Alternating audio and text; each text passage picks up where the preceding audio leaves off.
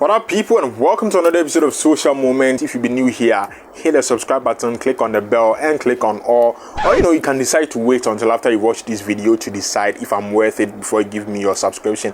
Whichever one you choose is alright with me, but today agenda, dear Charlie, it be serious. So a side chick decided to start her year with a bank by taking her Atlantic Bank CFO sugar daddy, who is also a church deacon of the Baptist Church, apparently a married man and with a family, to the court, like to get some justice for what she claims is sexual harassment for her time serving her national service at the Atlantic Bank, where this man, in the name of Ernest Kwesi Nimako, the chief financial officer of the Atlantic Bank. And Charlie, it be crazy. When I first came across this on the internet, people were talking a lot about it and saying she's suing him for, leaving her. And I thought, she's not going to win anything. Because, you're not going to take a man to the court of law and say, you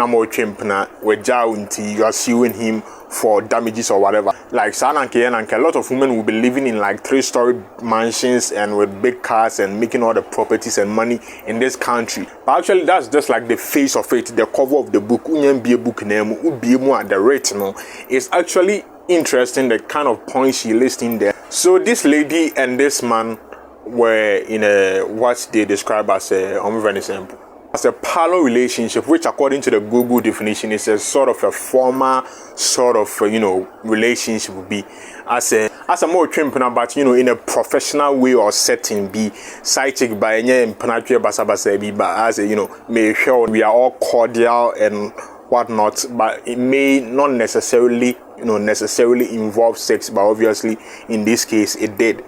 And this chick, this woman, Deborah Sayram, was a national service personnel who was doing her service at the Atlantic Bank office.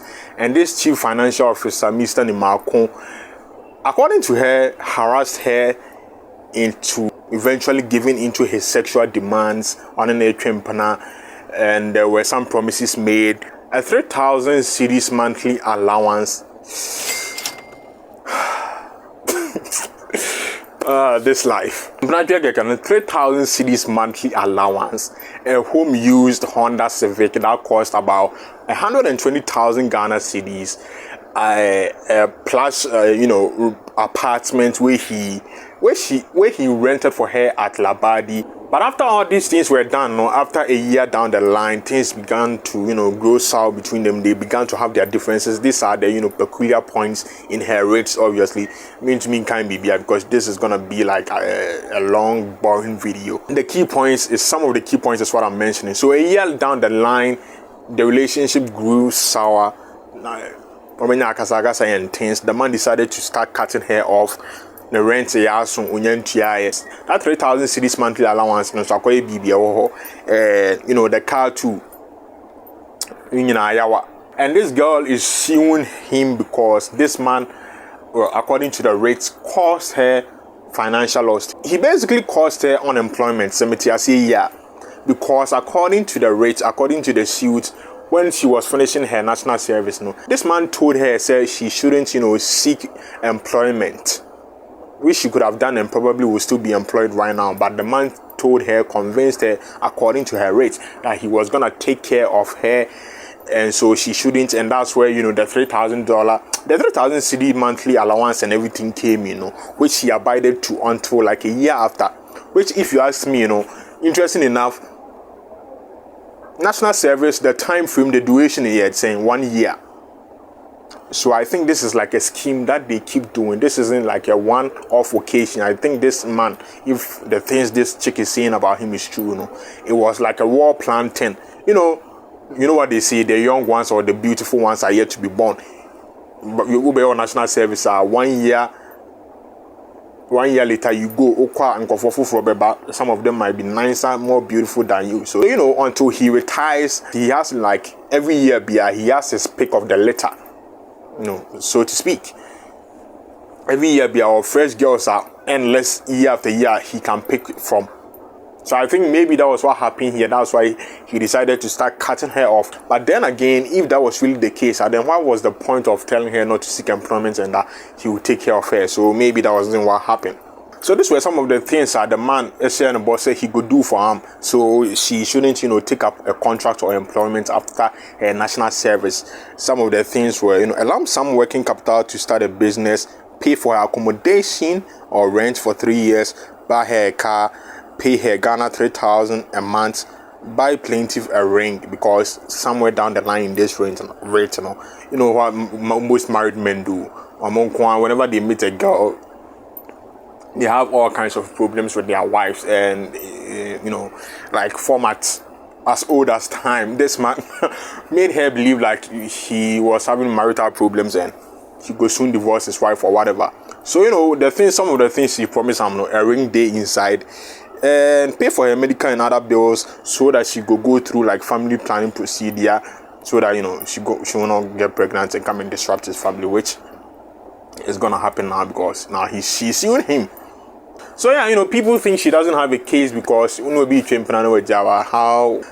what's the sense in saying you are suing him? But she actually does, because now this is not just some embittered side chick, which it probably is, but that's not what she's suing for. She's suing for sexual harassment claims, which, like, Charlie, we all know it be true. I don't know the particular case between this girl and this man, but that's what goes on in this country. Men in high, powerful places, these national service girls, they come, like I said already, service will be like she said in the rate, female colleagues or female workers in that Atlantic Bank branch, they are sexually harassed by their male co-workers who are, high up in the chain of command.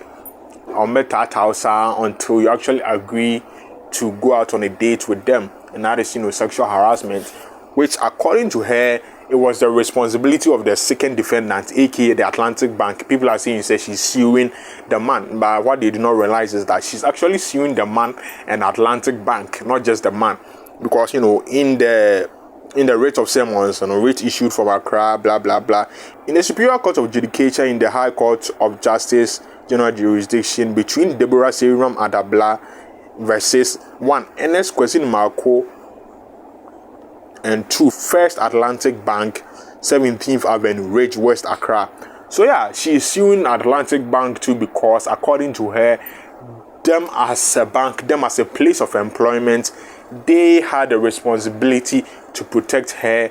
As somebody who works at the place, they had a responsibility to protect her from, such advances, such things like sexual harassment, which according to her, they failed to do so. So she's also suing them. So, because of these plenty promises the man may give them, even when her colleagues were seeking, employment after their service, she didn't do so because this man promised her she was gonna take care of her. Now, that's where the problem comes in when it goes to the court of law. Like, how can you prove that was indeed what happened? I really find this difficult to believe this is gonna hold up in court. That's the one thing. Like, if her plan was to shame the man and disgrace him, fantastic job. If he exposed him to his wife, they'll probably settle it behind the background. Nobody will ever hear of it. But this man is a deacon of a Baptist church, going through this strategy, suing him, putting it out there on social media with his face plastered on it and everywhere. This has gone viral all over the internet. I'm sure it's even in other African countries by now, or even abroad. A side chick suing her, sugar daddy for failed promises. This is a viral, sensational story. So if the agenda was to disgrace him, she's perfectly achieved that. But how this is gonna hold up in court, some of these things, it could be hard, because unless there was a binding contract where they signed pen and paper, and it was official that this was what he was gonna do for her, and he has failed to do so. Of course, any contract, if you breach contracts, there are some penalties to be paid. But if we mouth talk what when you do pay, a year later, he cut you off because a new batch of girls will be coming in. If you are trying to disgrace him, congratulations. But as far as this hold in court there, it will be hard, but not impossible. So after all that promises and the hula baloo, and now she's suing him the things where she wants, and then they say your man for signing the car document in her name.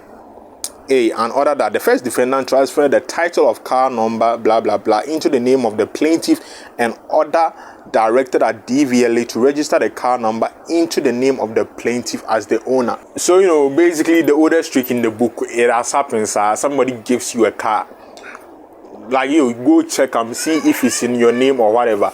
Somebody give you a car now, you think saying you are now a car owner. You go wake up one day, the person will be knocking at your door asking for the key, and you're there because in actuality the papers of the car and you're doing that. So Charlie SCC 2, she's also asking for a refund of cost of repairs of the Ghana 10,000, which first defendant promised to refund to the plaintiff but failed. Okay. C, an order that the defendants pay to the plaintiff the following. I, first defendant pays lump sum money to the plaintiff to enable the plaintiff start a business to take care of herself as agreed by the plaintiff and the first defendant. So this man told her to stay home because he's gonna take care of her, give her money to start a business. First defendant pays the remaining 2-year rent for plaintiff's accommodation to pay same amount for the remaining 2 years at the same rate at an alternative accommodation. I think that is clear enough. First defendant to pay an astounding arrears of plaintiff monthly allowance from July 2022 to the date of judgment and pay all medical expenses as a result of the side effects of the family planning treatment. Okay, I think she has a serious case here. I mean, this could be interesting. Like, Charlie, make them do them like the Amber Heard and Johnny Depp case. Make them take and put them for TV top or social media. Make we all watch how it go, because this thing is like interesting. So, eventually you're going to find out if this is going to hold in court or it will be baller case. Until then, this has been a social movement. Charlie, make you leave a comment. Let me know what you think about this whole situation. It'd be crazy. Wow. Leave a like, subscribe. Catch you later.